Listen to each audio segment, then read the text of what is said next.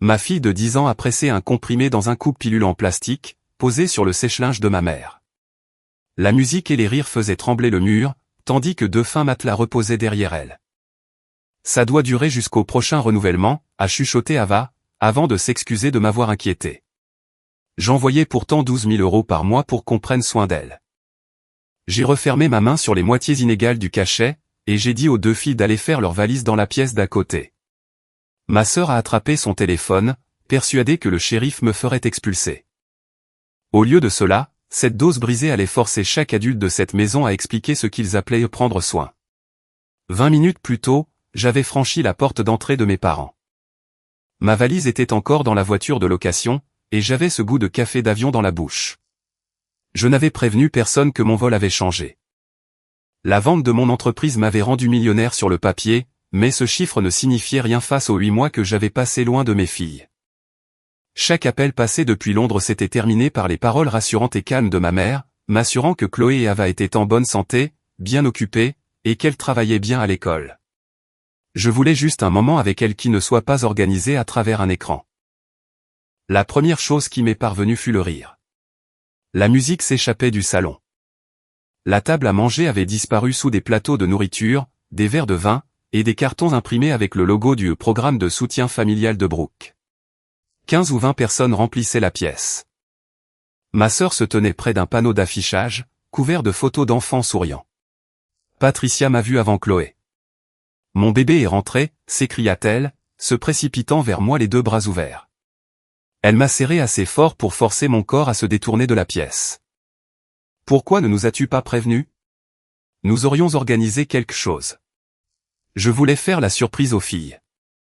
Elles vont bien? Elles étudient.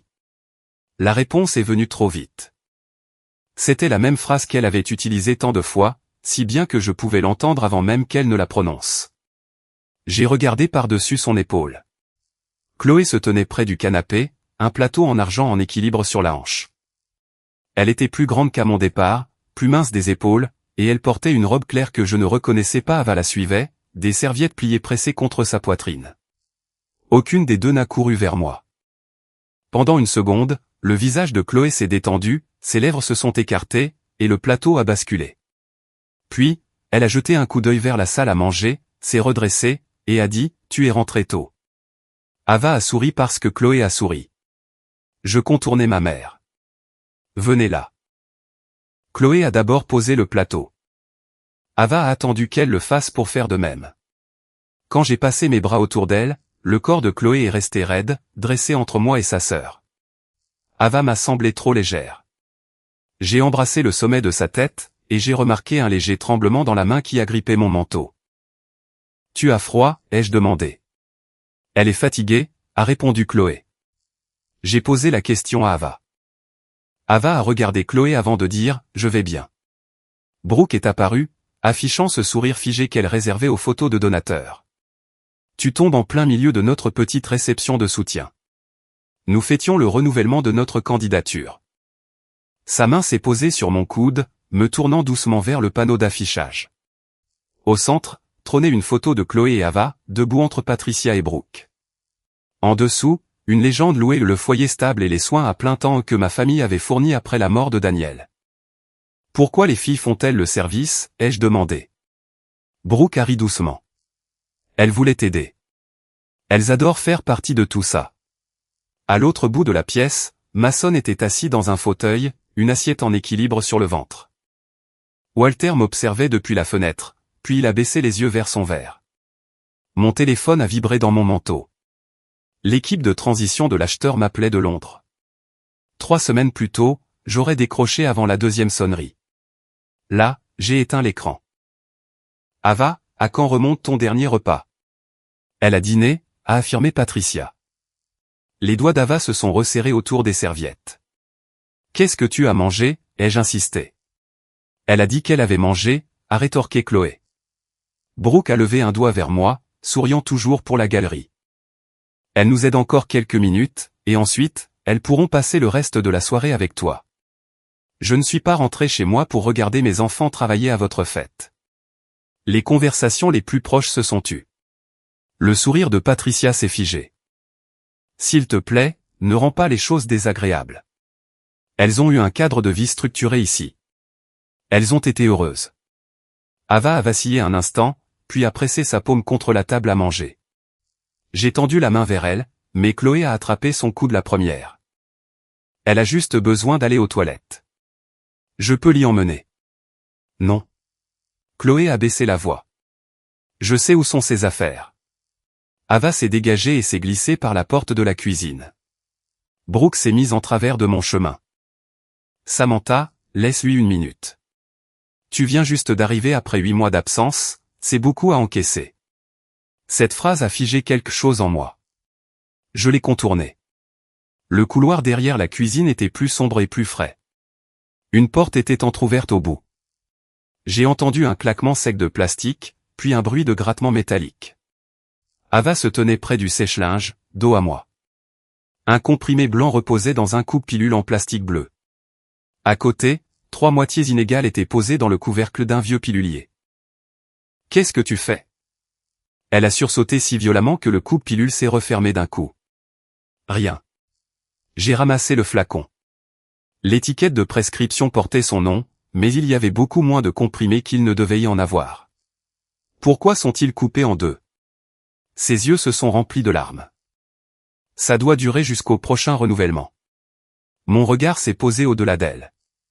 2 fins matelas avaient été poussés derrière le sèche-linge, pliés à la verticale pour la journée. Des bacs en plastique, étiquetés au nom de Chloé et d'Ava, étaient empilés sous la lessive et l'eau de Javel.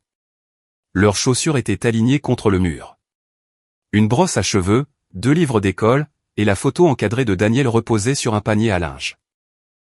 C'était là que vivaient mes filles. J'ai ouvert ma main. Donne-moi le reste des comprimés.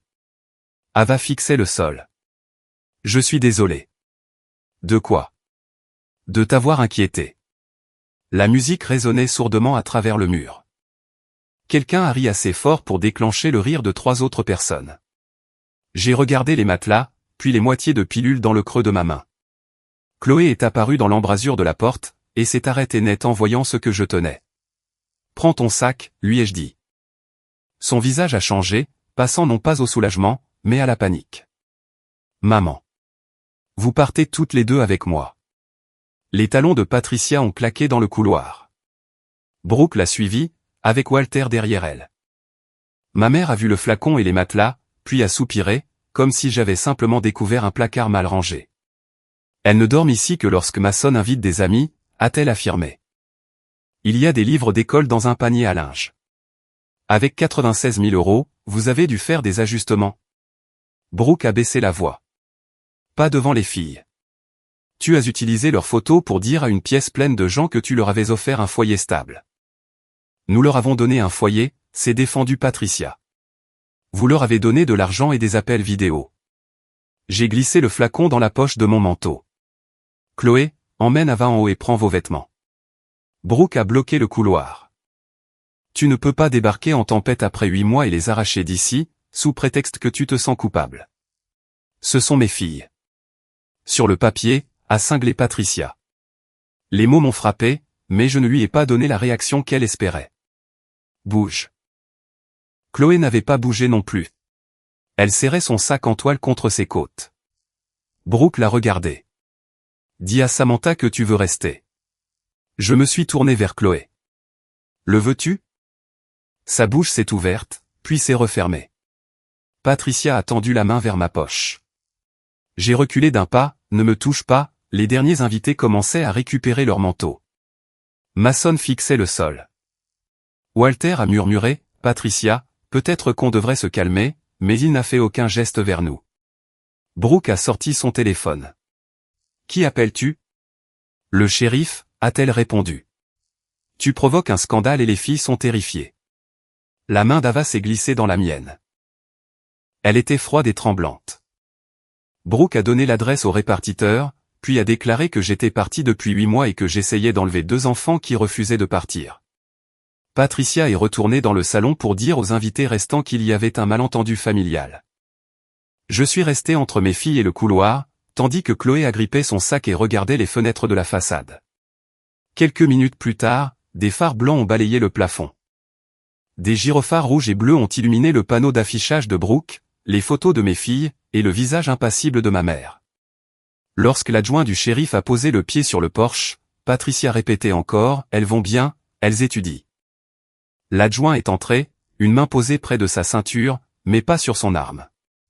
Son regard est passé du téléphone de Brooke au sourire crispé de ma mère, puis au doigt d'Ava enroulé autour des miens. « Qui a appelé ?»« Moi », a dit Brooke. « Ma sœur a quitté le pays pendant 8 mois. Elle est arrivée sans prévenir, a commencé à crier, et maintenant elle essaie de sortir 2 enfants effrayés du seul foyer stable qu'elle connaisse. Je n'ai pas crié, ai-je rétorqué. Et ce sont mes filles. L'adjoint m'a regardé. Avez-vous une pièce d'identité ? Je lui ai tendu mon permis de conduire. J'ai aussi l'ordonnance d'adoption, et l'autorisation de garde temporaire que ma mère a signée quand je suis parti. Brooke a croisé les bras. Elle ne peut pas disparaître pendant 8 mois, et revenir en prétendant que rien de tout cela ne compte. Ça compte, ai-je dit. Mais ça ne fait pas de toi leur mère. L'adjoint a levé une main avant que Brooke ne puisse répondre. J'ai besoin qu'une seule personne parle à la fois. La maison était devenue d'un calme anormal. Les derniers invités se tenaient près de la porte d'entrée, manteau sur le bras, faisant semblant de ne pas écouter. Le panneau d'affichage de Brooke brillait toujours sous les lampes. Chloé et Ava y souriaient sur les photos, tandis que la vraie Chloé serrait son sac en toile si fort que ses jointures en étaient devenues blanches. J'ai ouvert le dossier sur mon téléphone contenant l'ordonnance d'adoption et l'autorisation temporaire.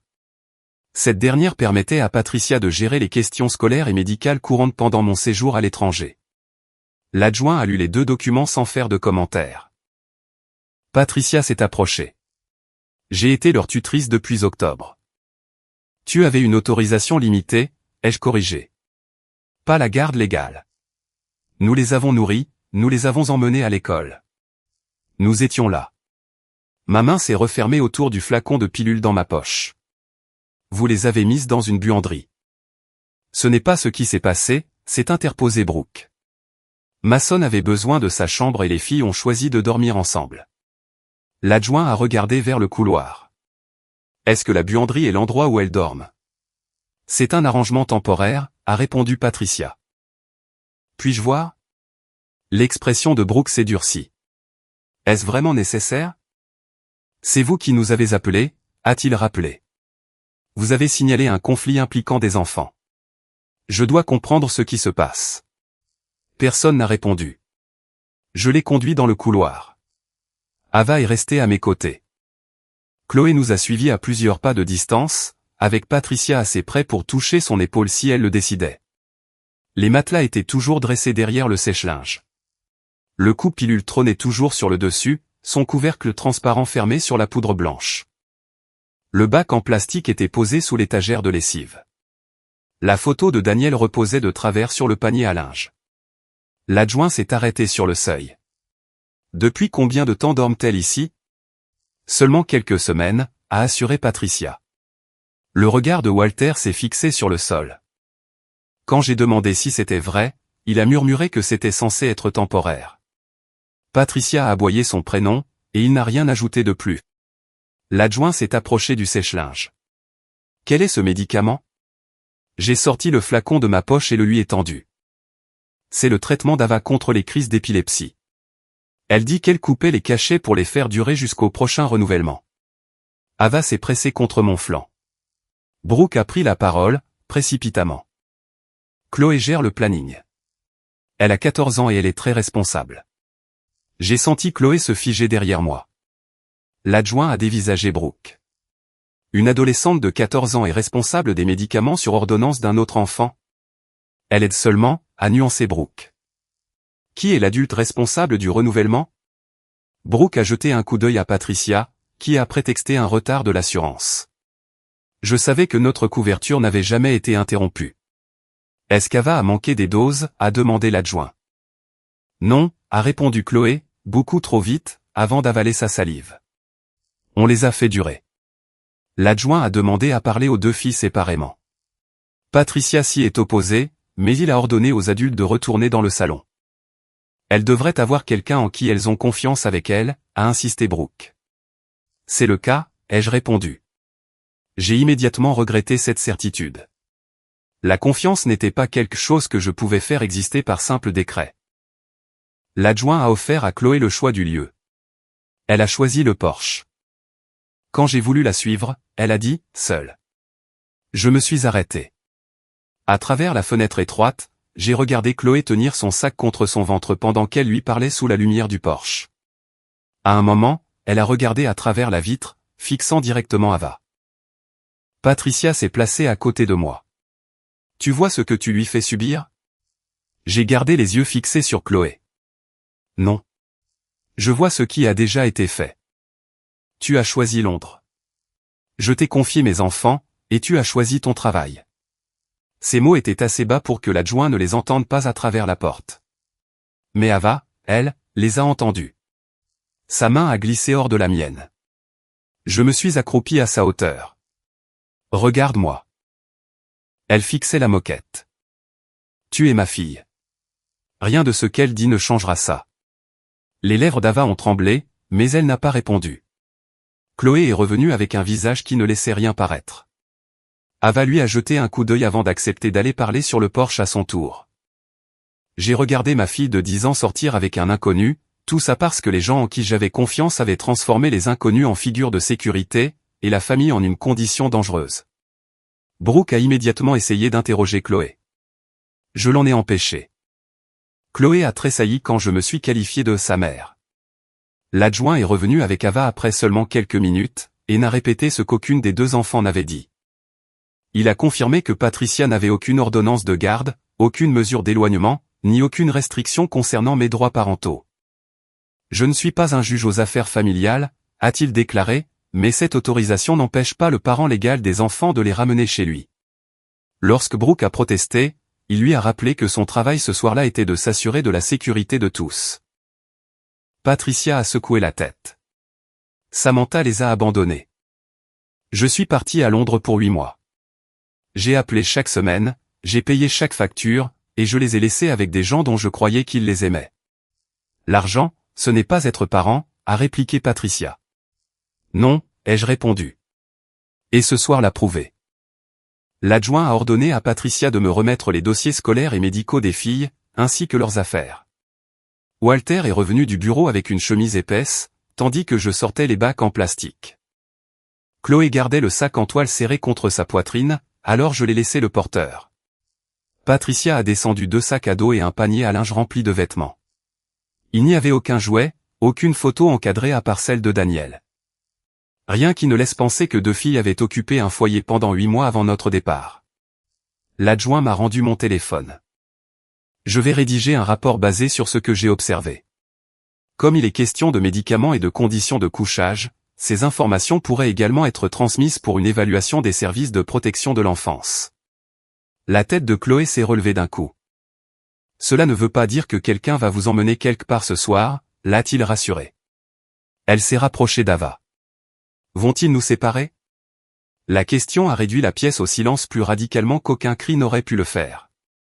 J'ai fait un pas vers elle, puis me suis arrêté avant de la toucher. Personne ne te séparera d'Ava. Comment le sais-tu? Parce que vous rentrez toutes les deux à la maison avec moi. Ce n'est pas ce que j'ai demandé. Je n'avais aucune réponse assez forte pour effacer tout ce qu'on lui avait fait croire. Tout ce que je pouvais offrir, c'était une promesse à laquelle elle n'avait aucune raison de croire pour l'instant. Je n'accepterai rien qui vous sépare, ai-je affirmé. Ses yeux ont soutenu mon regard un instant, puis se sont baissés. L'adjoint ne m'a pas solennellement remis mes filles, ni déclaré que j'étais une mère légitime. Il est simplement resté dans l'allée pendant que nous chargions leurs affaires, s'assurant que personne ne nous bloque le passage. Ava est montée sur le siège arrière en premier. Chloé s'est assise à côté d'elle, le sac en toile posé sur leurs genoux à toutes les deux. Alors que je démarrais, des gyrophares rouges et bleus se reflétaient encore sur les fenêtres de mes parents. J'avais imaginé ce trajet en voiture pendant des mois. Je m'étais représenté Chloé me posant des questions sur Londres, et Ava ouvrant les cadeaux dans ma valise. Les 2 filles se chamaillant pour savoir quelle chanson écouter. Au lieu de cela, les seuls sons étaient le clignotant, et la respiration saccadée d'Ava. Je les ai regardées dans le rétroviseur. Vous êtes en sécurité maintenant.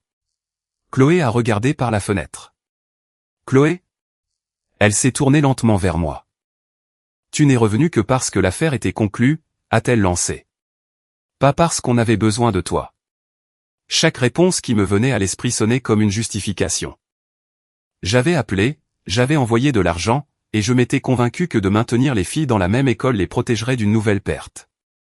Rien de tout cela ne changeait la réalité de ce qui se passait à l'arrière de ma voiture de location. Tu as raison sur un point, ai-je admis. L'affaire est conclue, et j'aurais dû savoir que vous aviez besoin de moi avant ce soir. Chloé s'est détournée vers la fenêtre.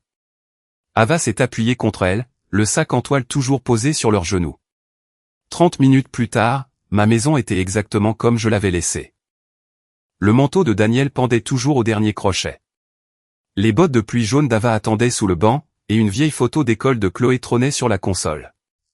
J'avais payé quelqu'un pour préserver ces pièces, confondant préservation avec préparation. Nous sommes à la maison, ai-je annoncé. Chloé a regardé par-delà mon épaule, vers le couloir. Pour combien de temps? Pour toujours.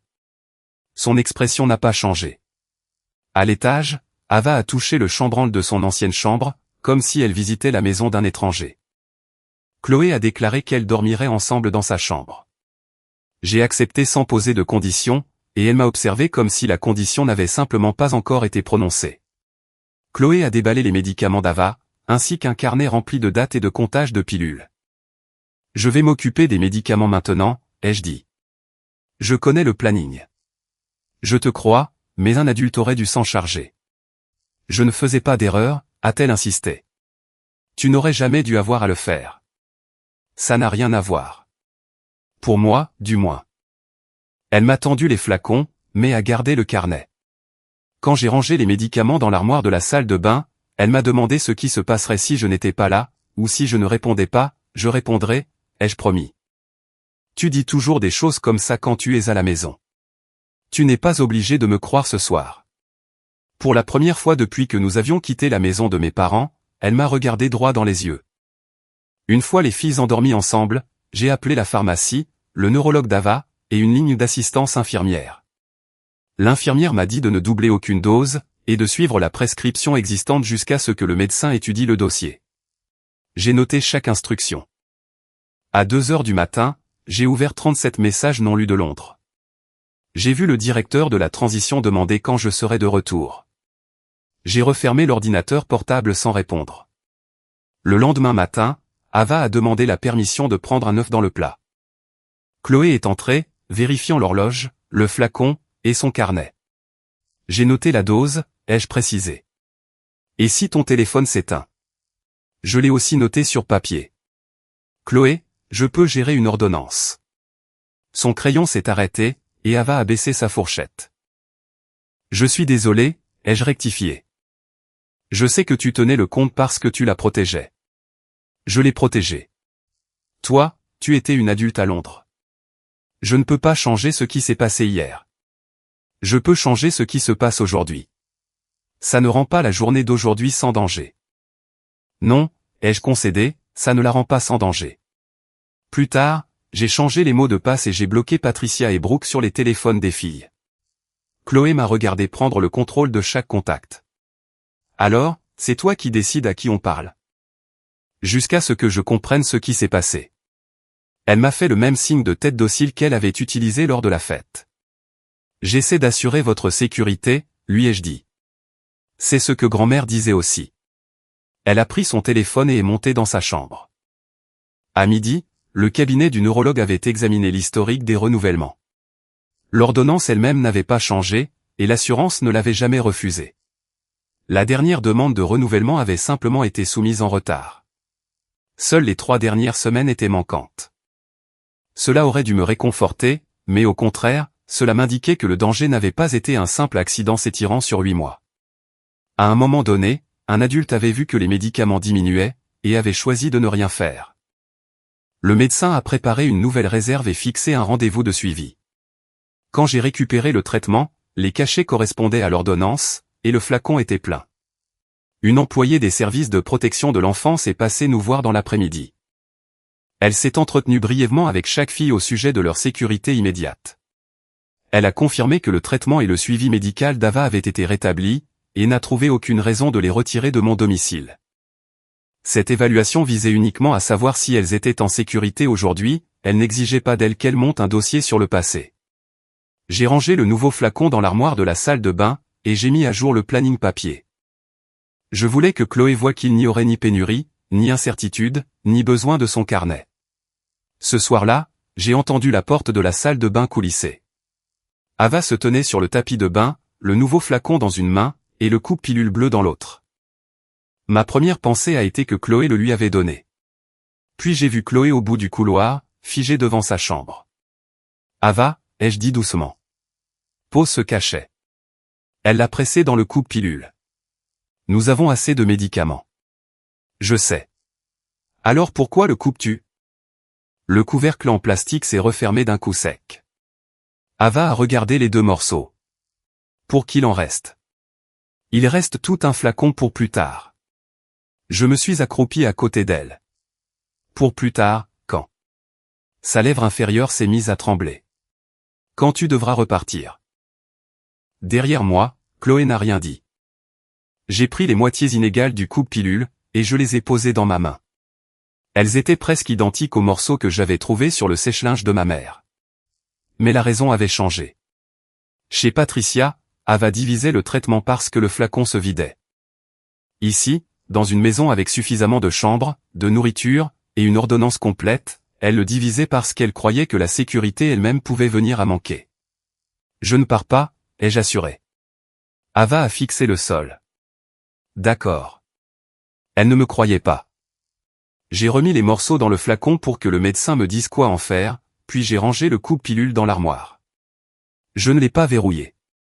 Chloé s'est avancée vers Ava, mais j'ai tendu la main. Laisse-moi faire, ai-je dit.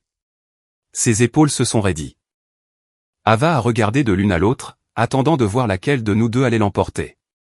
C'est à cet instant que j'ai compris la bataille que j'avais déclenchée en prenant le contrôle de chaque téléphone, de chaque flacon et de chaque décision.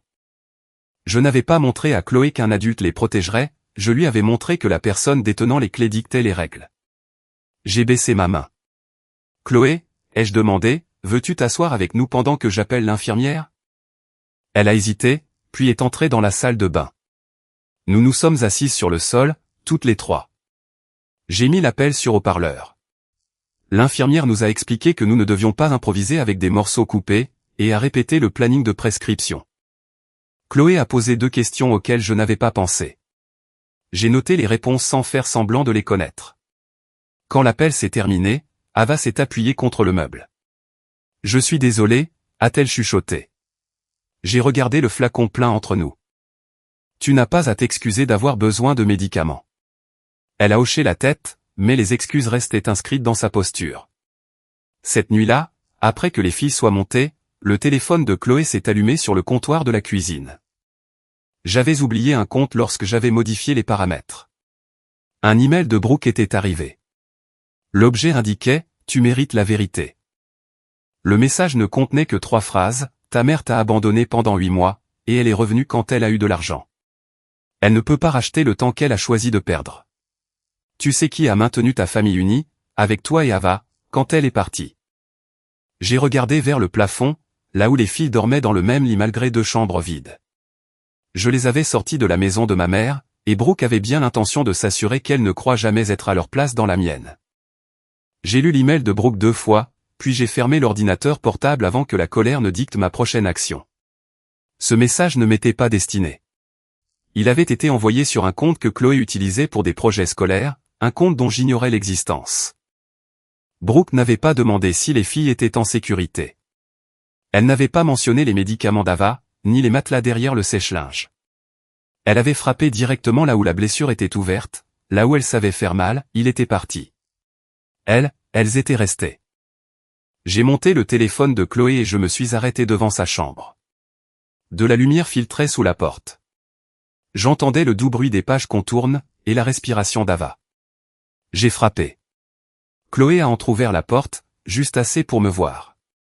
Pourquoi as-tu mon téléphone? Un email est arrivé.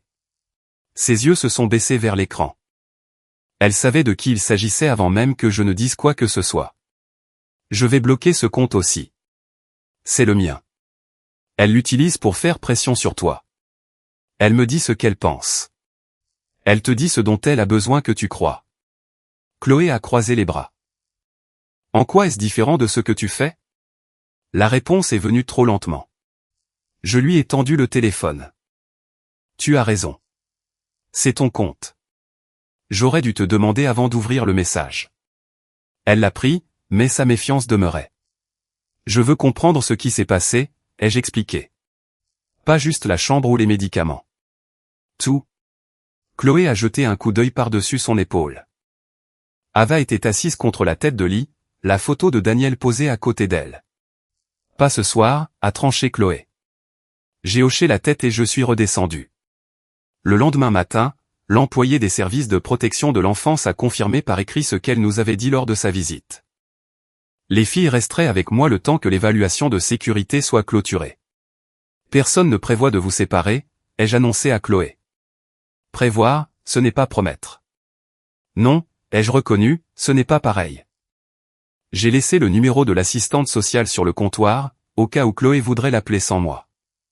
Pendant le reste de la matinée, j'ai essayé de travailler sans toucher à mon ordinateur. J'ai lavé les vêtements des bacs en plastique, et découvert que la plupart des chemises d'Ava étaient trop petites.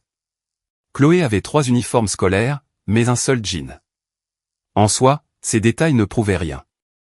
Les enfants grandissent, les vêtements s'usent. Pourtant, chaque vêtement me donnait envie d'exiger des réponses. Dans l'après-midi, j'avais organisé les vidéos de mise à jour hebdomadaire dans un dossier, par date. Patricia et Brooke en avaient envoyé une presque chaque dimanche, pendant que j'étais à Londres. Certaines duraient 2 minutes, d'autres moins de 30 secondes. Les miniatures se ressemblaient presque toutes, le même canapé, la même lampe, le même paysage encadré derrière l'épaule de Chloé. Les filles, dans des vêtements propres, assises l'une près de l'autre. J'ai demandé à Chloé de venir dans le bureau.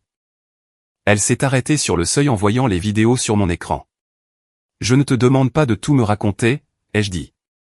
J'ai juste besoin d'aide pour comprendre ce que je regarde. Tu as déjà décidé de ce qui s'était passé. Tu sais où l'on dormait.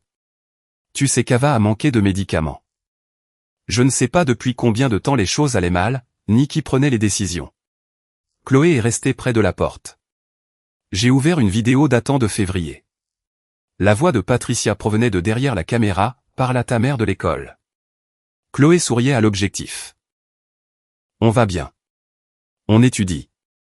Ava répétait la même phrase. J'ai mis la vidéo en pause. Est-ce que grand-mère se tenait derrière le téléphone? Oui. Brooke était-elle là? Je ne m'en souviens pas, est-ce que quelqu'un t'a dit ce que tu devais dire? Le regard de Chloé a glissé vers l'écran. On disait qu'on allait bien. Ce n'est pas ce que j'ai demandé. Ses épaules se sont légèrement soulevées. J'ai ouvert une photo du dossier de soutien de Brooke. Chloé et Ava se tenaient près d'une table couverte de brochures. Est-ce qu'on vous a demandé si vous vouliez participer à ça? Je ne sais pas, c'est oui ou c'est non. Elle a dit que ça aidait des familles, a-t-elle répliqué. Qui a dit ça? Chloé a regardé vers le couloir. J'ai suivi son regard. Ava se tenait près de l'escalier, une main sur la rampe. J'ai baissé la voix. Est-ce que Brooke vous a fait manquer l'école pour ça? Tu as les dossiers scolaires. Pourquoi me demandes-tu? Parce que les dossiers ne me disent pas si tu avais envie d'y aller. Quelle réponse attends-tu de moi? J'ai besoin de la vérité. Son expression a changé. Ce n'était pas de la colère au début, c'était une forme de reconnaissance cruelle. Grand-mère avait besoin d'un scénario, a-t-elle lancé. Maintenant, tu en as besoin d'un autre. Ce n'est pas juste. Non. Elle voulait qu'on mente, et toi, tu veux que je dise toutes les bonnes choses pour que tu puisses prouver qu'elle a menti. J'ai fermé la photo. J'essaie de te protéger. Alors arrête de m'obliger à m'expliquer pourquoi. Ava est entrée dans la pièce. Son visage avait perdu ses couleurs. Chloé s'est précipitée vers elle. Tu as mangé? Ava a hoché la tête. Tu te sens bizarre? Un peu. Chloé a cherché le planning des médicaments dans sa poche. Je me suis levé. Laisse-moi vérifier. Je sais quoi faire. Moi aussi. Ava nous regardait tour à tour. sa respiration était devenue rapide et superficielle. Cela m'a stoppé net. J'avais fait entrer Chloé dans le bureau parce que j'avais peur que les preuves ne disparaissent. En moins de 10 minutes, j'avais transformé la pièce en un énième endroit où elle devait choisir ses mots avec précaution, pendant qu'Ava absorbait chaque changement de ton dans nos voix. J'ai refermé l'ordinateur portable. Plus de questions. Chloé m'a dévisagé. Je le pense vraiment. C'est fini. J'ai guidé Ava jusqu'au canapé et ne lui ai posé que les questions que l'infirmière m'avait dictées. Aucune crise ne s'est déclenchée. Ses mains ont tremblé pendant quelques minutes, puis se sont calmées à mesure que la pièce devenait silencieuse. Chloé s'est assise par terre à côté d'elle, tenant toujours le carnet. J'ai apporté de l'eau et l'ai posé à portée de main d'Ava. « Je suis désolé », ai-je murmuré. Ava a immédiatement répondu, « C'est bon. Je parlais à vous deux. » Chloé a regardé la porte fermée du bureau. « Tu vas encore poser des questions plus tard ? » Pas comme ça. Ce n'est pas une réponse. Non, ai-je affirmé. Je ne vais pas te ramener là-dedans et te demander de monter un dossier pour moi. Elle a scruté mon visage, cherchant la condition cachée derrière la promesse. Je n'en avais aucune à offrir. Ce soir-là, après que les filles soient montées se coucher, je suis retourné seul dans le bureau. Je n'ai ouvert ni les photos, ni les dossiers financiers. Je n'ai ouvert que les vidéos qui m'avaient été envoyées. Sur 3 vidéos différentes, Chloé répondait avant même qu'Ava ne parle. Elle posait 2 doigts sur le genou de sa sœur lorsque celle-ci mentionnait avoir mal dormi, puis bougeait pour bloquer la vue derrière elle. Dans le reflet sombre d'une vitrine, on pouvait voir Patricia se tenir debout, les bras croisés. J'ai repassé le signal. C'était le mouvement de Chloé, chronométré juste avant que la phrase d'Ava ne change. J'ai avancé encore. Chloé m'y demandait quand je rentrais à la maison. Mon propre visage remplissait un petit carré dans le coin de la vidéo sauvegardée. J'avais l'air épuisé.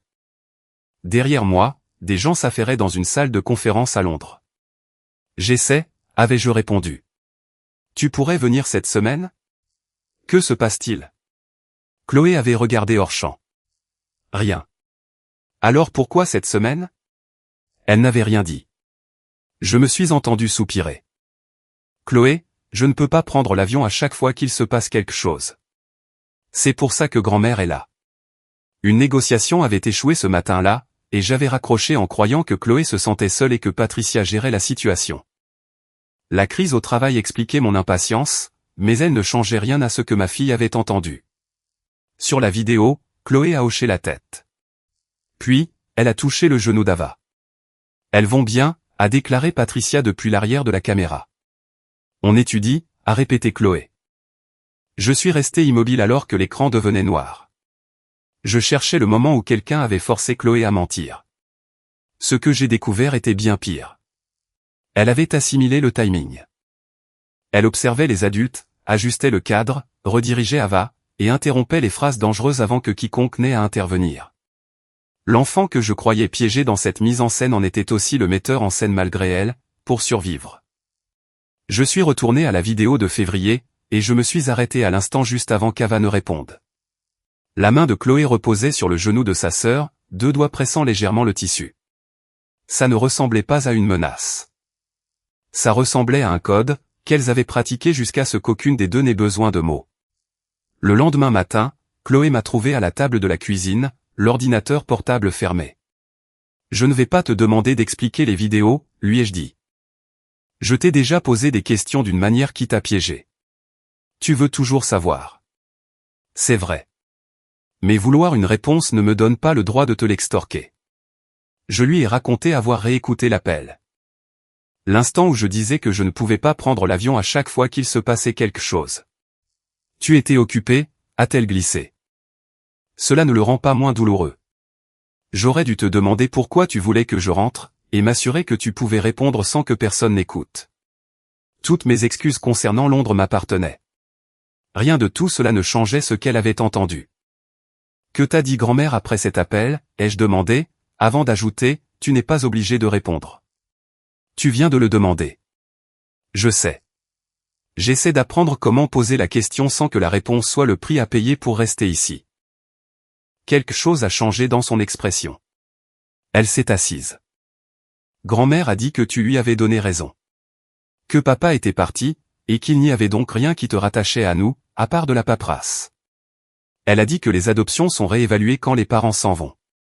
Je n'ai pas cherché à me défendre sur le mot « s'en vont ». Pour moi, c'était un travail temporaire. Mais Chloé avait vécu une chambre vide, des appels programmés, et une mère sur un autre continent. Corriger son vocabulaire n'aurait servi qu'à me protéger du poids de ses mots. Elle a dit que si l'école, les médecins ou les services sociaux découvraient qu'Ava était malade et que tu n'étais pas là, ils pourraient nous placer dans un endroit sûr. Mais pas ensemble. Les questions de l'adjoint. La poigne de Chloé sur son sac en toile. Son refus de laisser Ava hors de sa vue. Tout pointait vers cette peur. L'entendre formuler à haute voix, c'était tout autre chose. Patricia n'avait pas eu besoin d'une décision de justice pour contrôler Chloé, il lui avait suffi de rendre la séparation plausible. L'entendre aspirait l'air de la pièce. Brooke ne le disait pas comme ça, a poursuivi Chloé. Elle disait que les familles qui coopèrent ont plus de choix. Le reste est venu sans que j'aie besoin de poser d'autres questions. Patricia choisissait le canapé, les vêtements et les mots pour les vidéos du dimanche. Si Ava avait l'air épuisée, l'excuse validée était qu'elle avait lu tard le soir. Si je posais des questions sur l'école, les filles allaient bien et étudiaient. Si je demandais où elle dormait, Chloé détournait la conversation avant que la buanderie n'entre dans le champ. Chloé s'assurait que les cheveux d'Ava étaient brossés, la rapprochait de la lampe, et surveillait les adultes hors caméra. Si Ava disait que je lui manquais, que le médicament la fatiguait, ou qu'elle détestait dormir à côté du sèche-linge, Chloé lui touchait le genou. Elle savait ce que cela impliquait. Chloé m'a expliqué qu'elle préférait l'interrompre avant que grand-mère n'ait à dire quoi que ce soit. Je ne te protégeais pas, a-t-elle avoué. Je protégeais Ava. Si elle disait la mauvaise chose, grand-mère la traitait de problème. Brooke disait que le programme pourrait perdre ses subventions. Ensuite, elle parlait de laisser des étrangers décider d'où on vivrait. Alors tu as appris à l'arrêter la première. C'est moi qui nous ai gardés ensemble. Il y avait de l'accusation dans ses mots, mais en dessous, il y avait de la fierté. Elle avait construit son identité autour de la réussite d'une mission qu'aucun enfant n'aurait jamais dû recevoir. Elle a ouvert le sac en toile et a étalé les documents sur la table, un par un. Les actes de naissance. Les copies de l'ordonnance d'adoption. Les numéros d'ordonnance d'Ava. Le certificat de décès de Daniel. Les papiers avaient été pliés, dépliés, et rangés si souvent que leurs bords étaient élimés. Je gardais le sac à portée de main, a-t-elle dit. Si quelqu'un venait, je pourrais prouver qu'on est ensemble. Grand-mère a dit que les gens posent des questions quand le parent légal n'est pas le vrai parent. Je suis ton vrai parent. Alors pourquoi avais-je besoin de le prouver? Parce que je ne me suis pas assuré que tu te sentes protégé sans avoir à le porter toi-même. À l'étage, un tiroir s'est ouvert et les pas d'Ava ont traversé le couloir. Chloé a regardé en direction du bruit, puis m'a raconté la dernière partie de l'histoire. Elle avait divisé les cachets pendant 3 semaines. Elle avait prévenu Patricia tous les jours que le flacon se vidait. Patricia répondait que Brooke s'en occupait. Brooke disait que Patricia avait les informations de la pharmacie. Chaque femme avait fait du renouvellement manquant la responsabilité de l'autre, jusqu'à ce que Chloé devienne la seule personne à encore compter les pilules. Si Ava n'en avait plus à l'école, l'infirmière appellerait, a-t-elle expliqué. Et alors les gens poseraient des questions. Grand-mère disait que c'est avec les questions que les familles se font réévaluer. Alors tu as compté les cachets par rapport aux jours restants. J'ai utilisé le coupe-pilule parce que les morceaux avaient l'air plus nets que quand je les cassais à la main. Ce détail pratique faisait plus mal que ne l'aurait fait la panique.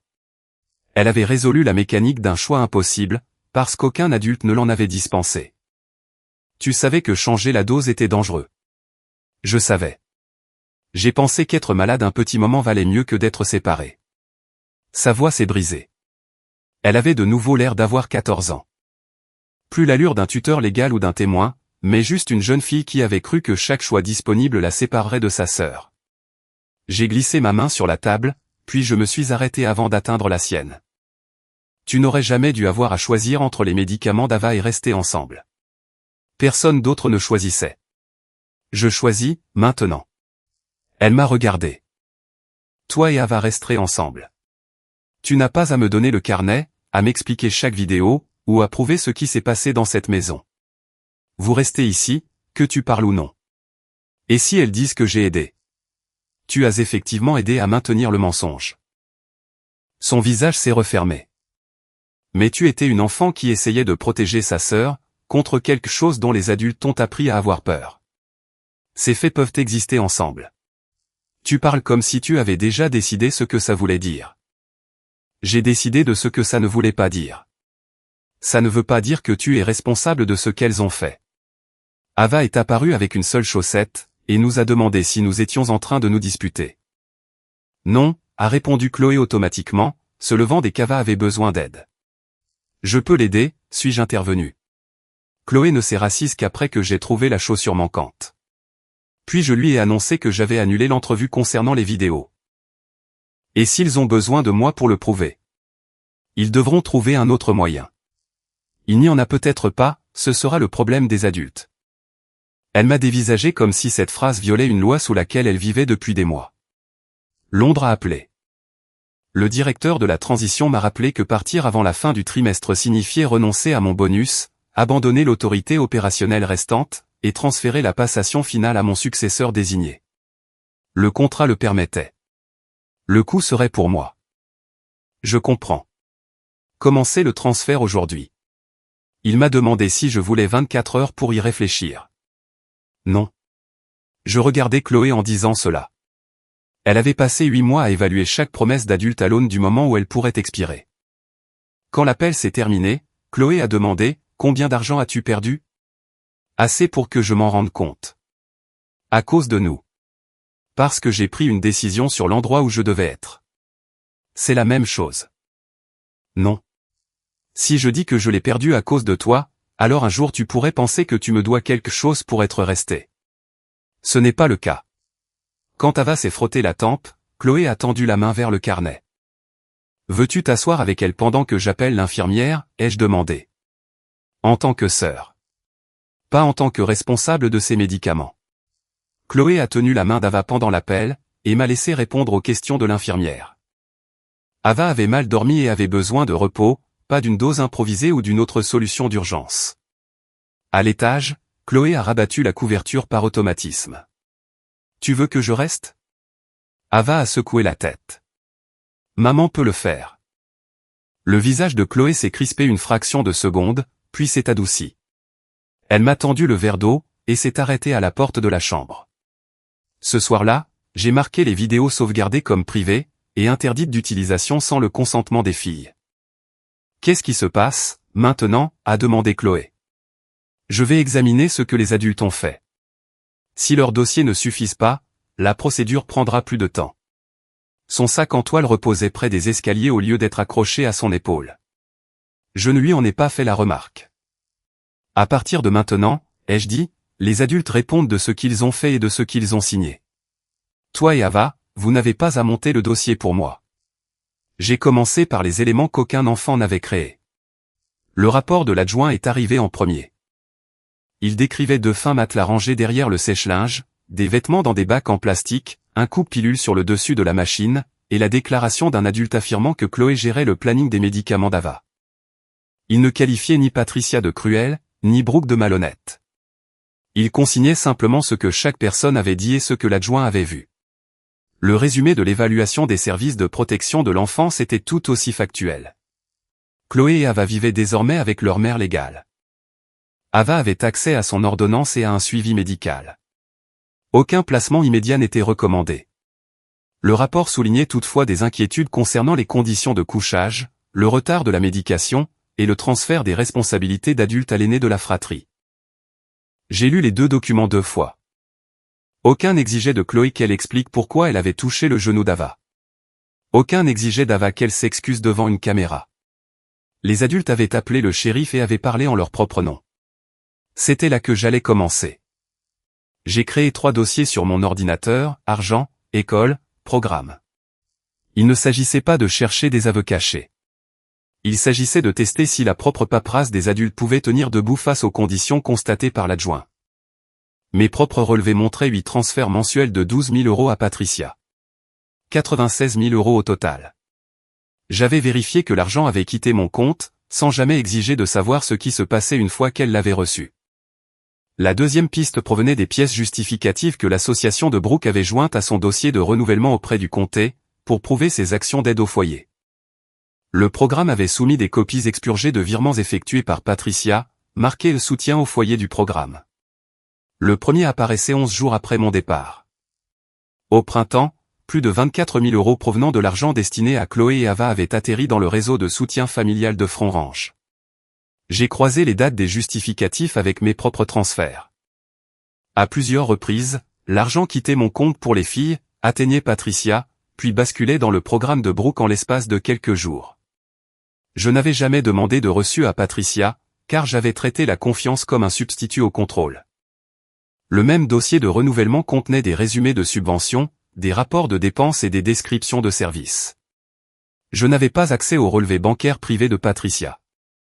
Je possédais les documents que Brooke et Patricia avaient choisi de fournir au comté, stabilisation familiale d'urgence. Soutien au foyer. Service de deuil. Logement sûr pour enfants après la perte d'un parent. Les noms de mes filles n'apparaissaient pas dans la version publique. Leurs photos, si. Une image montrait Chloé et Ava debout devant la maison de mes parents, portant les mêmes robes que dans l'une des vidéos du dimanche. En dessous, Brooke avait écrit que deux sœurs endeuillées étaient restées ensemble dans un foyer familial stable et élargi, grâce à un logement coordonné, une supervision médicale, et un soutien éducatif. J'ai fixé les mots supervision médicale jusqu'à ce qu'ils deviennent flous. Puis, j'ai ouvert la photo prise lors de la réception des donateurs. Derrière le panneau d'affichage de Brooke, le salon avait l'air chaleureux et rempli. Chloé et Ava souriaient au centre de l'affiche. Personne en regardant cette image n'aurait pu deviner que leurs affaires étaient empilées sous des bouteilles de lessive. Un lien sous la photo menait à un rapport d'étape de l'association. Le rapport incluait un court résumé de cas, 2 sœurs, un parent décédé, un parent adoptif survivant travaillant temporairement à l'étranger. Placement continu dans la famille élargie. Espace de couchage séparé et adapté à l'âge. Routine médicale gérée par des adultes. Assiduité scolaire fiable. En bas figuraient 2 certifications, Brooke Collins, directrice exécutive. Patricia Collins, gardienne principale du foyer. Chaque certification déclarait que les informations étaient complètes, et que les adultes nommés étaient responsables des services décrits. Je n'ai ressenti aucun triomphe en voyant leur signature. J'ai ressenti quelque chose de plus froid. Elles ne s'étaient pas contentées de me dire que les filles allaient bien. Elles avaient fait la même promesse au comté, dans des termes conçus pour débloquer des fonds, et elles avaient accepté cette responsabilité à chaque fois qu'elles avaient signé. Le secrétariat de l'école a confirmé 7 sorties anticipées pour Chloé, et 5 pour Ava, plusieurs étant marquées comme l'événement du programme familial. Patricia avait utilisé l'autorisation parentale que j'avais signée pour les retirer des cours. J'avais imaginé que cette permission couvrait les rendez-vous médicaux et les urgences. Je n'avais pas imaginé qu'elle servirait de moyen de transport pour l'étude de cas de Brooke. Les pages de résumé que j'avais consultées depuis Londres paraissaient normales. Les registres détaillés montraient que Chloé avait été libérée pour un déjeuner sur la résilience familiale, Ava pour une présentation communautaire. Et que toutes deux avaient été retirées pour l'événement où Brooke les présentait comme preuve que son programme stabilisait les frères et sœurs endeuillés. 2 des dispenses étaient marquées volontaires. La signature de Patricia les autorisait. J'ai déplacé les fichiers dans le dossier l'école et je me suis arrêté. Une vidéo privée aurait rendu ce schéma plus difficile à nier. Dans l'une d'elles, Ava pleurait après que Patricia lui ait demandé d'expliquer à quel point elle était reconnaissante de vivre avec sa famille, tandis que Chloé répondait à sa place, assise à côté d'elle. J'ai imaginé le personnel du comté figer le visage d'Ava et repasser les gestes de Chloé en boucle. Puis j'ai fermé le fichier et les marqué privé. L'affaire avancerait peut-être plus lentement, mais je n'utiliserai pas leur détresse alors que les adultes avaient eux-mêmes créé leurs propres dossiers accablants.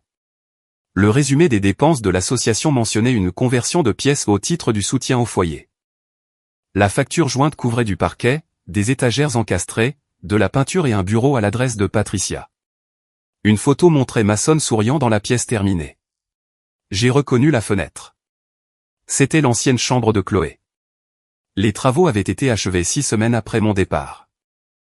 3 jours plus tard, Patricia avait viré 4 000 € à l'association, et le registre des dépenses de Brooke avait alloué ce montant au coût de la conversion de la pièce.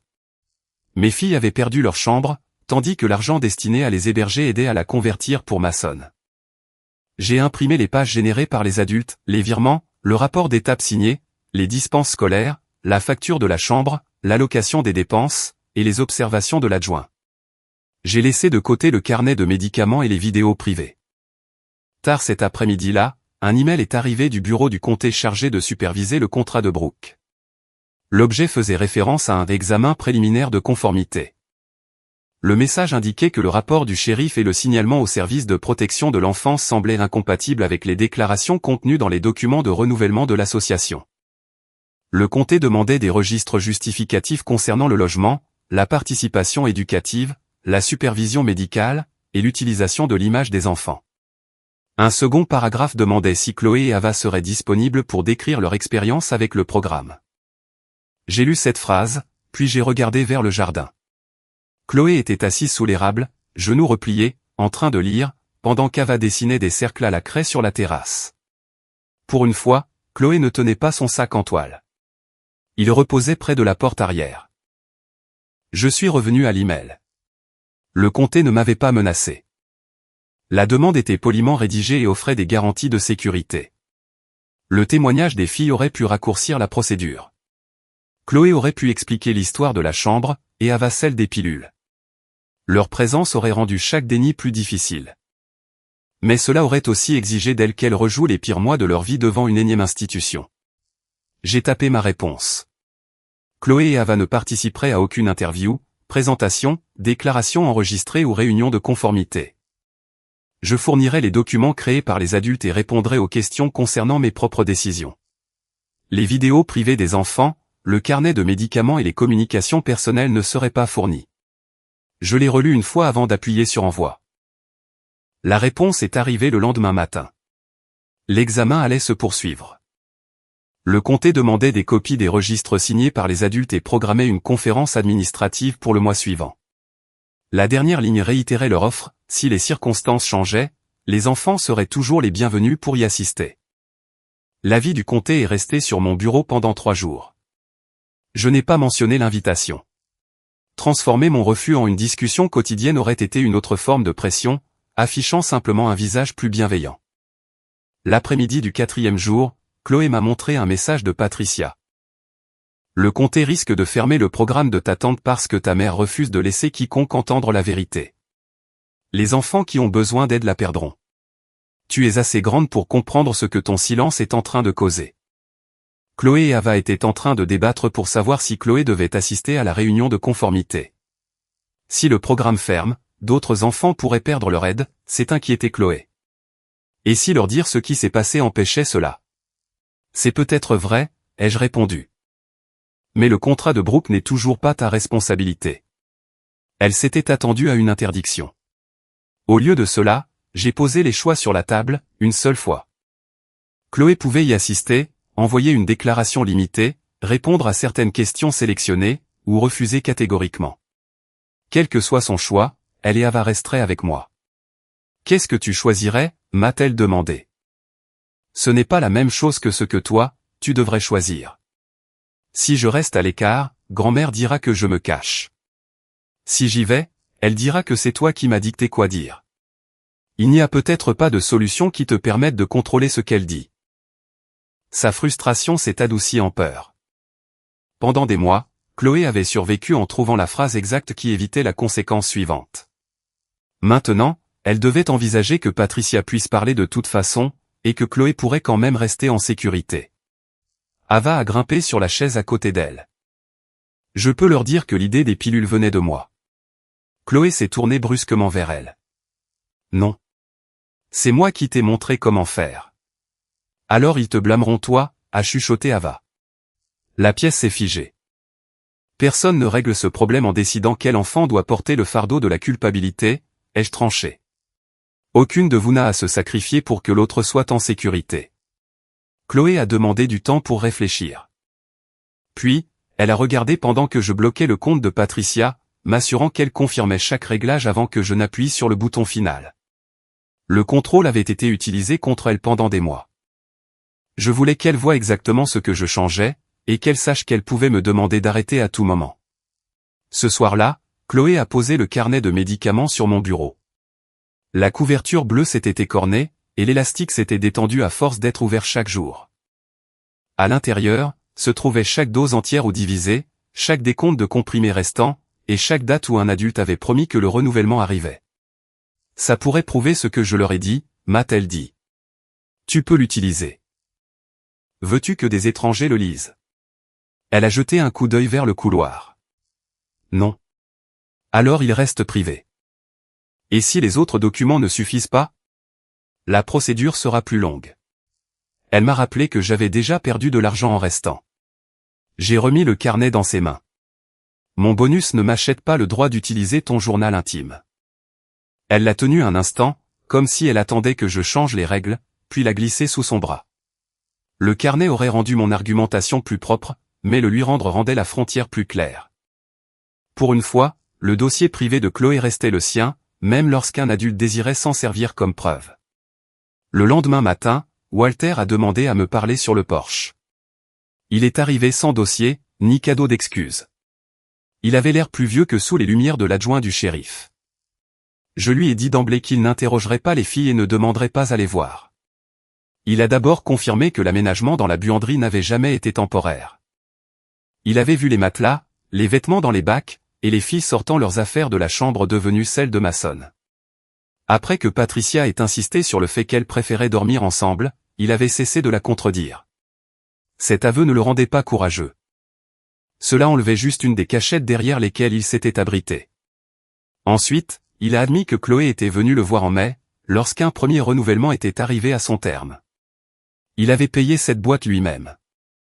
Ce renouvellement a tenu à va jusqu'à fin mai, a-t-il dit. La demande suivante était celle qu'ils avaient laissée expirer. Il en savait assez pour payer une fois, mais pas assez pour vérifier le flacon suivant ou pour m'appeler. Patricia disait que tu avais déjà assez de pression. Elle disait que si je t'appelais, tu rentrerais à la maison en colère et que tu transformerais tout en dispute. Il avait accepté cette explication, parce que le silence exigeait moins de lui que le conflit. Alors tu as protégé la paix. J'essayais de maintenir la famille unie. Les filles dormaient à côté d'un sèche-linge, pendant que tu maintenais tout le monde uni. Il a tressailli, mais n'a pas protesté. 2 semaines avant mon retour, Walter avait entendu Brooke dire à Chloé de prétendre qu'elle gérait les médicaments parce qu'elle était responsable et aimait faire les choses elle-même. Quand Chloé n'avait pas répondu, Brooke avait ajouté qu'une fille mature savait comment protéger les personnes qui assuraient sa sécurité. La porte d'entrée s'est ouverte derrière moi. Chloé se tenait sur le seuil, serrant le carnet de médicaments contre sa poitrine. Le visage de Walter a changé en la voyant. « Je suis désolé », a-t-il murmuré. Chloé m'a regardé, ignorant Walter. Il le savait? Oui, ai-je répondu. Walter a fait un pas vers la porte. Chloé, j'aurais dû. Tu es venu le dire à maman, l'a-t-elle coupé? Pas à moi. Il s'est figé. Je suis venu dire la vérité. Tu connaissais la vérité quand on vivait là-bas. Sa voix n'était pas forte. Cela rendait la phrase encore plus impossible à fuir.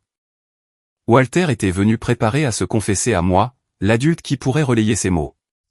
Il n'était pas préparé à affronter l'enfant qui avait appelé à l'aide pendant qu'il gardait le silence. Il a baissé la tête. Chloé est rentrée à l'intérieur et a refermé la porte.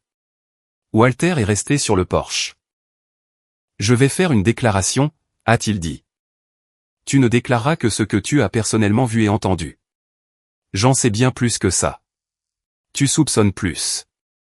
Ce n'est pas pareil. Il a hoché la tête. Ça ne fait pas de toi la personne qui les a sauvés, ai-je ajouté. Je sais. Je n'étais pas sûr qu'il l'ait compris, mais je n'avais pas besoin de le convaincre. Sa déclaration n'avait de valeur que si elle restait dans les limites qu'il avait soigneusement évitées pendant 8 mois. Cet après-midi-là, Walter m'a envoyé 3 paragraphes confirmant uniquement les conditions de couchage permanentes, le premier renouvellement qu'il avait payé, et la directive de Brooke ordonnant à Chloé d'endosser la responsabilité. Il n'y avait aucune demande de pardon. Je l'ai transmis au comté. 2 jours plus tard, la réponse officielle de l'association est arrivée. Brooke niait le fait que les filles aient été privées d'un logement approprié. Elle décrivait la buanderie comme un espace de sommeil partagé temporaire, choisi par les sœurs. Patricia niait toute responsabilité dans le retard des médicaments. Elle écrivait que Chloé avait insisté pour gérer le planning d'Ava, en raison de son étonnante maturité. Le dernier paragraphe affirmait que Chloé avait dissimulé le nombre de pilules restantes aux adultes, et avait choisi de diviser les doses de son propre chef, bien qu'on lui ait dit de ne pas le faire. J'ai relu le paragraphe. La même réponse qui décrivait Patricia et Brooke comme des tutrices dévouées décrivait Chloé comme indépendante, à chaque fois que la responsabilité devenait compromettante. Elles avaient signé des rapports prétendant assurer une supervision médicale, maintenant, elles rejetaient les chèques sur les épaules de la même adolescente de 14 ans qu'elles avaient louée pour sa docilité. Chloé est entrée dans le bureau alors que la réponse était encore affichée. J'ai refermé l'ordinateur avant qu'elle ne puisse la lire. Qu'ont-elles dit, a-t-elle demandé. J'ai regardé le carnet sous son bras. Elles ont dit que les médicaments étaient de ta responsabilité. Son visage s'est vidé de toute expression, puis elle a hoché la tête une fois, comme si elles avaient enfin récité la réplique qu'elle avait été entraînée à entendre. La défense de Brooke transformait les mécanismes de survie de Chloé en preuve qu'elle n'avait besoin d'aucune protection adulte. Quand Chloé m'a demandé si le comté allait y croire, je lui ai répondu que je me défendrais avec les dossiers des adultes, pas avec son carnet. Le vieux calcul est réapparu sur son visage, si les adultes échouaient, elle devrait intervenir. Je ne te demande pas de sauver le dossier, lui ai-je répété. Elle a détourné le regard, mais a gardé le carnet fermement coincé sous son bras. Le lendemain matin, Brooke a demandé un appel privé. Patricia s'est jointe à elle depuis la même pièce. Elles étaient assises côte à côte, sous le paysage encadré qui était apparu derrière Chloé et Ava dans presque toutes les vidéos du dimanche. Brooke a commencé avec cette voix qu'elle utilisait quand elle voulait que sa cruauté passe pour de la raison. Nous voulons en finir avec tout ça sans causer plus de tort aux filles. Tu as blâmé Chloé pour les médicaments d'Ava, après avoir signé un document attestant que des adultes les supervisaient.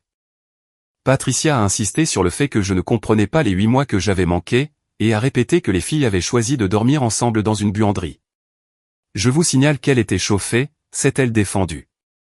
J'ai laissé le silence s'installer. Brooke a posé un document sur la table devant elle. Nous sommes prêtes à restituer une partie de l'argent que ta mère a reçu. Combien ? 30 000 €. Moins du tiers de ce que j'avais envoyé. Brooke a enchaîné avant même que je ne réponde, nous allons également retirer les photos des filles de nos supports actuels, et nous nous engageons à ne pas les utiliser dans nos futures campagnes. Tu n'as jamais eu la permission de les utiliser de cette manière. Tu as signé une autorisation pour une activité de soutien au deuil après la mort de Daniel. Pas pour 8 mois de rapports et d'événements. Cette nuance peut être contestée légalement, a rétorqué Brooke, ou nous pouvons régler cela en privé. Que veux-tu ? Tu retires ta plainte de conformité. Et tu informes le comté qu'il s'agissait d'une rupture de communication familiale, et non d'une défaillance de nos services. Patricia a croisé les mains. Tu as toi-même reconnu que tu avais laissé les enfants sous notre garde volontairement, et que Chloé insistait fréquemment pour s'occuper de la routine d'Ava. J'ai senti la tentation avant la colère. Les photos disparaîtraient. 30 000 € pourraient être placés sur des comptes pour les filles, et l'enquête pourrait se clore avant qu'aucune d'elles ne subisse une nouvelle pression. Je pouvais fermer la porte. Puis Brooke a ajouté, si tu continues, nous devrons fournir le contexte complet. Quel contexte ? Les appels que tu as manqués. Les fois où tu as raccroché plus tôt. Le fait que Chloé t'a demandé de rentrer, et que tu as refusé. L'expression de Patricia n'a pas bougé. Y compris l'appel où tu lui as dit que tu ne pouvais pas prendre l'avion à chaque fois qu'il se passait quelque chose. On y était. Elle croyait que ma honte leur appartenait. J'avais passé des jours à redouter cette phrase, parce qu'elle était vraie. Je l'avais prononcée. J'avais omis de demander ce que Chloé voulait dire par là. J'avais fourni à Patricia une phrase qu'elle pouvait répéter dès que les filles envisageaient de demander de l'aide. Brooke a confondu mon silence avec de la peur. Le comté entendra que tu as choisi ton entreprise, a-t-elle insisté. Ils entendront que tu es devenu riche pendant que nous faisions le travail de parents. Tu veux que je protège ton programme, en acceptant que Chloé était responsable des médicaments d'Ava. Nous voulons que tu arrêtes de maquiller ton abandon en accusant nos abus. Si j'acceptais, elle rendrait une partie de l'argent et retirerait les visages des filles, tout en laissant l'histoire intacte. Le programme de Brooke serait toujours qualifié de succès. Patricia resterait la figure de stabilité. Chloé resterait responsable des médicaments. Mes filles seraient effacées des photos, mais resteraient emprisonnées dans leur récit. Non, ai-je dit. Brooke a cligné des yeux. Non à quelle partie ? À tout. Patricia s'est adossée à sa chaise. Alors ne te plains pas quand la vérité sur toi fera partie du dossier. C'est exactement ce qu'elle devrait faire. Aucune des deux n'a pris la parole. J'ai été absente pendant 8 mois, ai-je continué. J'ai fait confiance à des appels qui étaient sous contrôle. J'ai échoué à offrir aux filles un moyen privé de me joindre. Chloé m'a demandé de rentrer, et je lui ai répondu avec impatience. Je vais mettre tout cela dans ma propre déclaration. Le visage de Brooke s'est durci. Tu penses qu'avouer quelques erreurs te rend noble? Non. Ça rend ces erreurs miennes. J'ai posé ma main sur la convocation du comté, à côté de l'ordinateur. Ce qui vous appartient, c'est la chambre, l'argent, les dispenses scolaires, le renouvellement d'ordonnances retardées, et les documents que vous avez signés. La voix de Patricia s'est faite stridente. Chloé est assez grande pour savoir que diviser des médicaments est mal. Elle est aussi assez jeune pour avoir besoin qu'un adulte s'assure que les médicaments ne viennent pas à manquer. Elle a caché le nombre de pilules. Tu as signé un document confirmant que tu supervisais. Brooke a refermé le document devant elle. Cette conversation est terminée. Oui. J'ai mis fin à l'appel avant qu'elle ne puisse décider qu'elle m'avait congédié. Refuser ne m'a pas donné un sentiment de victoire. 30 000 € venaient de s'envoler de nouveau. Les photos resteraient jusqu'à ce que le comté agisse, et mes propres échecs entreraient dans un dossier que je ne pourrais pas contrôler. Mais Chloé ne les porterait pas pour moi. Dans ma déclaration, j'ai admis que j'avais privilégié la vente et la transition de mon entreprise, que je m'étais fié à des appels contrôlés, et que j'avais échoué à créer un contact privé avec chaque enfant. J'ai inclus la phrase que j'avais dite à Chloé, sans l'enrober d'excuses. Envoyer 12 000 € par mois ne me dispensait pas de la responsabilité de remarquer si mes filles se sentaient assez en sécurité pour me parler. Ensuite, j'ai réduit les dossiers des adultes à 3 contradictions. Patricia et Brooke revendiquaient une supervision médicale adulte, mais blâmaient Chloé pour les doses divisées. Elle rapportait un espace de couchage séparé et adapté à l'âge. Alors que l'adjoint avait trouvé 2 matelas et les affaires des filles dans la buanderie, et elle décrivait la participation aux événements du programme comme volontaire, alors que les registres scolaires montraient que Patricia signait pour les sortir en plein cours. J'ai joint les documents étayant ces points, et absolument rien qui n'ait été créé en privé par les enfants. Avant d'envoyer la déclaration, j'ai montré à Chloé uniquement la liste des registres adultes. « Tu as inclus ce que tu as fait de mal ?» m'a-t-elle demandé. « Oui. » « Elles vont l'utiliser contre toi. »« C'est possible. » Le cachet reviendrait à te demander de me protéger de mes propres échecs. Elle a vérifié une dernière fois que je n'utilisais ni son carnet, ni les vidéos. Je lui ai confirmé que non. Et si le comté nous demande quand même de venir? Je dirai non, encore une fois. Si les dossiers des adultes ne suffisent pas, la procédure entre adultes continuera sans vous transformer en preuve. J'ai envoyé la déclaration cet après-midi-là. 2 jours plus tard, le comté a confirmé la date de l'examen. L'avis listait Brooke et Patricia comme représentantes de l'association, Walter en tant que témoin volontaire, et moi-même comme parent signalant. Chloé et Ava n'y figuraient pas. Au petit déjeuner, Chloé a lu l'avis une fois et me l'a rendu. Y aura-t-il des chaises vides pour nous, a-t-elle demandé. Non, on ne vous attend pas, elle a hoché la tête, bien que je voyais bien qu'une part d'elle croyait encore que toute pièce importante contenait une place qu'on pourrait lui ordonner d'occuper. Le matin de l'examen, j'ai placé les 3 dossiers dans mon sac, argent, école, programme. Les vidéos privées sont restées sur le disque crypté de mon bureau verrouillé. Le carnet de Chloé est resté avec Chloé. Avant que je ne parte, Ava m'a demandé, qu'est-ce qu'on doit faire, nous? Aller à l'école. C'est tout. C'est tout? Chloé se tenait à côté d'elle, m'observant, à la recherche de l'instruction cachée. Il n'y en avait aucune. J'ai fermé la porte d'entrée derrière moi, sachant que le comté pourrait juger mes preuves incomplètes. Mais pour la première fois depuis mon retour, on ne demandait pas à mes filles de rendre l'histoire des adultes crédible. La salle de conférence du comté n'avait ni banc, ni box pour les jurés, ni public. 3 fonctionnaires du comté étaient assis face à nous, leurs ordinateurs ouverts. Ils avaient déjà passé des semaines à comparer les rapports de l'association, les pièces de renouvellement, les décharges scolaires, les observations du shérif et les déclarations écrites. Cette conférence était l'occasion pour Brooke et Patricia de s'expliquer sur les contradictions, avant qu'une décision provisoire ne soit prise. Brooke est arrivée vêtue du tailleur bleu marine de ses photos de programme. Patricia s'est assise à côté d'elle, tandis que Walter prenait la chaise à l'autre bout. J'ai posé mes 3 dossiers devant moi, argent, école, programme. La directrice de la conformité nous a rappelé que la réunion concernait le contrat de l'association avec le comté, et que mes transferts privés n'avaient d'importance que là où ils apparaissaient dans les registres du programme. Quand elle a demandé si Chloé et Ava seraient présentes, j'ai répondu qu'elles étaient à l'école. Brooke m'a accusé de parler à leur place tout en retenant leur témoignage. Je présente des documents créés par des adultes, ai-je rétorqué. Elle a tenté de faire de mon absence de 8 mois le centre de la réunion. Je l'ai reconnue d'emblée, précisant qu'elle figurait déjà dans ma déclaration. Patricia a alors pris la parole, nous sommes devenus leurs parents dans tous les sens pratiques du terme. La directrice a consulté le rapport de renouvellement. Vous confirmez donc que vous et Brooke étiez responsables de leurs soins quotidiens? Oui, a confirmé Patricia. Brooke a ajouté que le programme avait soutenu le foyer. La première question portait sur la responsabilité des médicaments d'Ava. Patricia a affirmé que Chloé avait insisté pour gérer la routine. Brooke l'a qualifié d'étonnamment mature. Ce n'est pas la question, a tranché la directrice. Elle a glissé le rapport signé entre elles. Il est stipulé que la gardienne principale du foyer supervisait la médication, avec un contrôle du programme. Patricia a essayé de dissocier la supervision du fait d'administrer chaque pilule, puis a prétendu que Chloé avait caché la pénurie. Quel âge avait Chloé, a demandé la directrice. 14 ans. Et Ava 10 ans.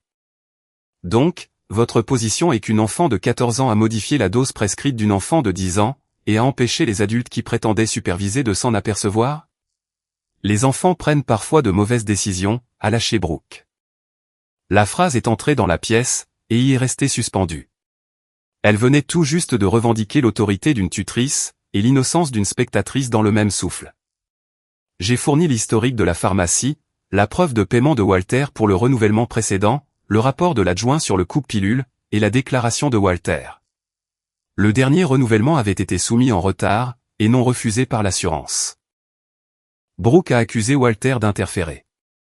Je le savais, a répondu Walter. Chloé me l'a demandé parce que chacune de vous disait que c'était l'autre qui s'en occupait. J'ai payé une fois, et je n'ai pas vérifié la boîte suivante.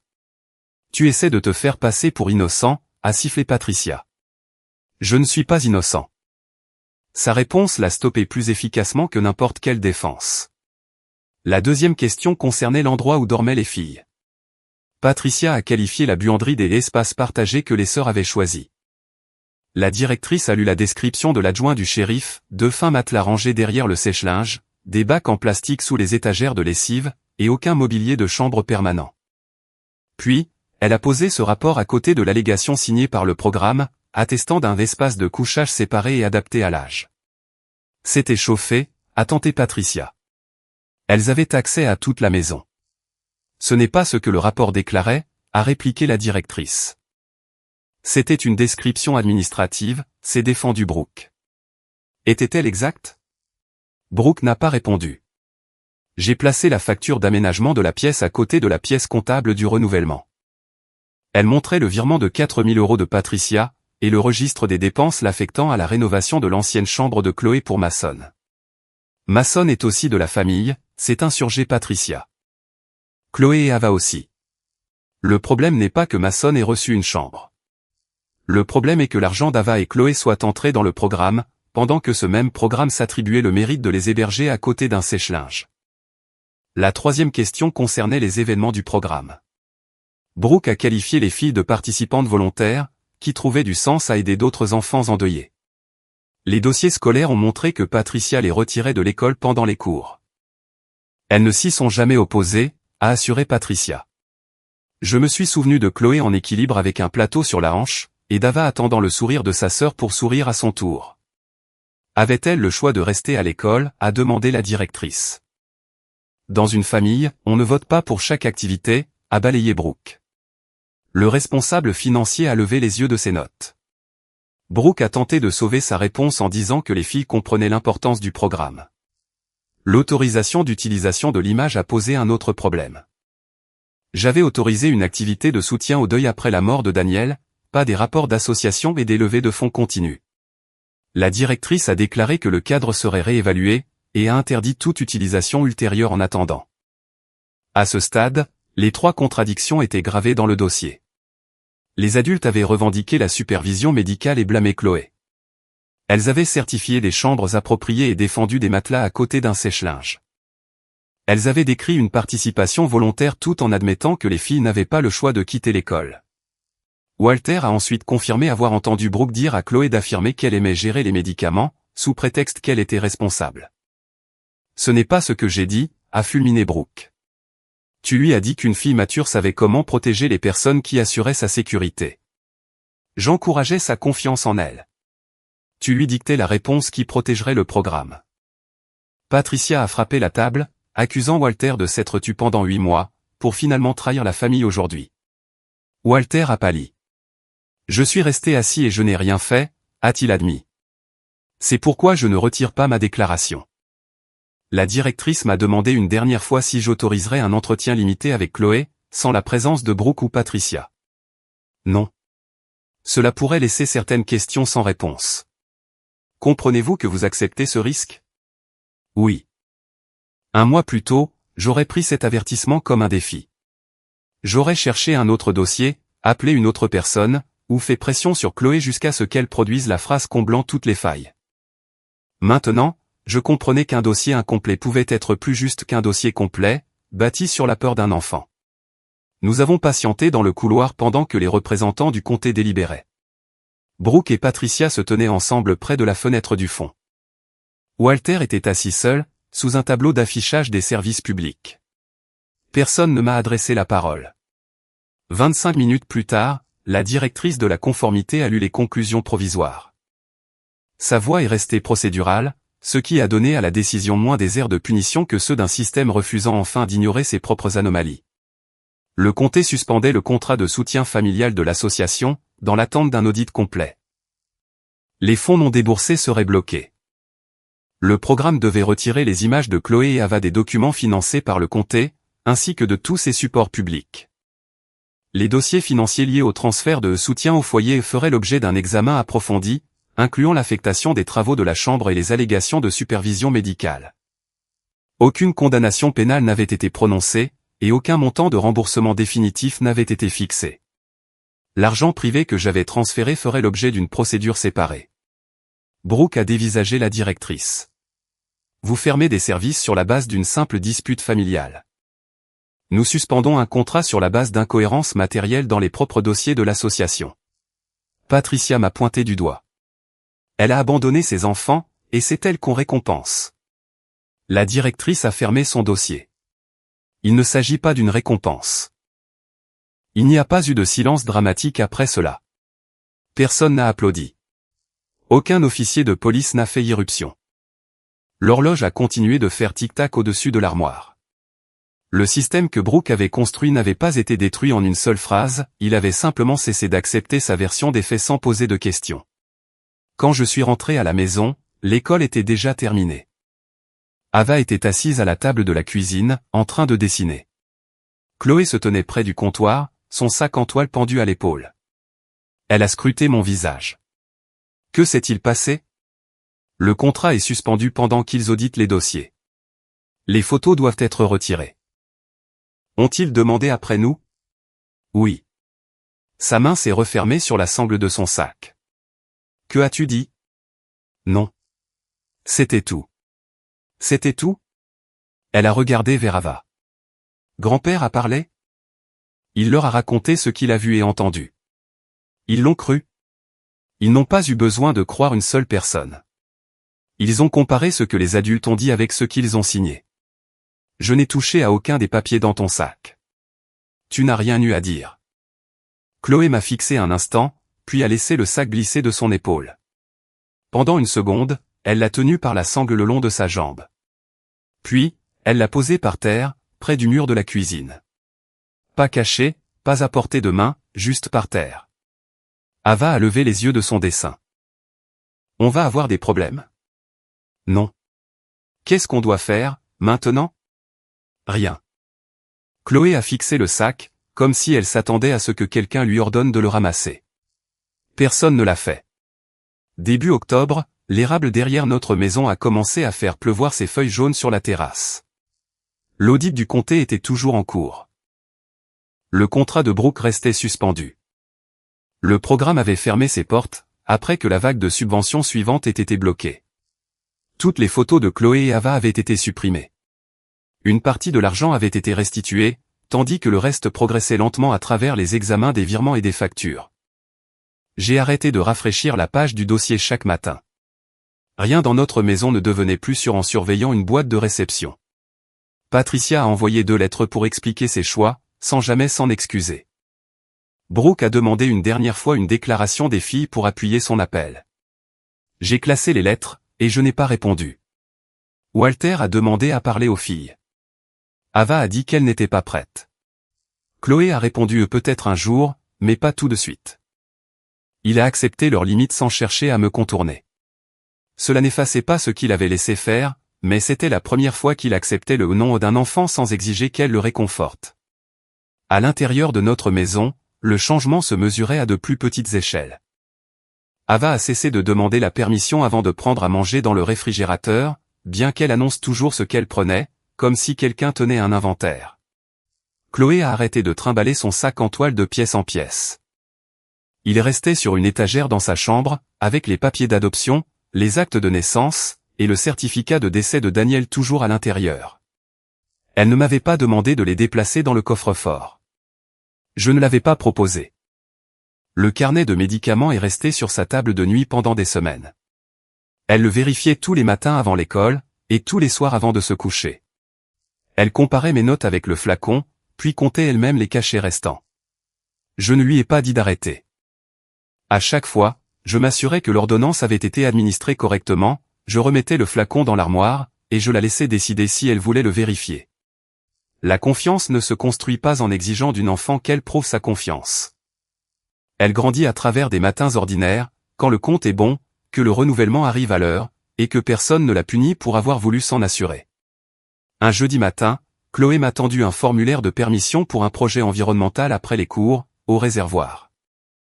Ava a demandé, qui va rester avec moi? Moi. Chloé m'a dévisagé avant de demander, toute l'après-midi?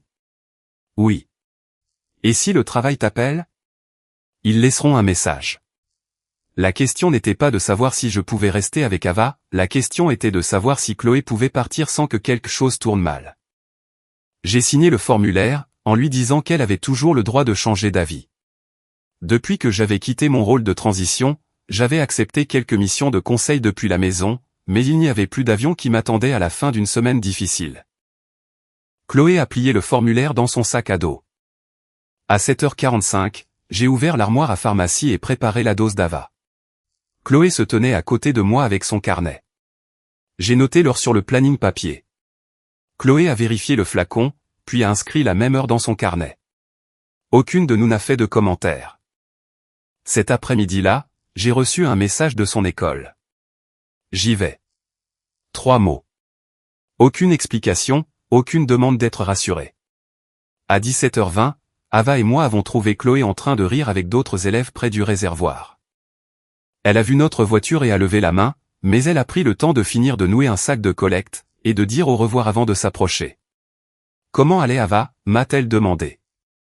J'ai dessiné le jardin, a répondu Ava en brandissant une feuille couverte de cercles verts et jaunes, et maman a brûlé le premier croque-monsieur. Juste un coin, me suis-je défendu. Tout le coin, a rectifié Chloé.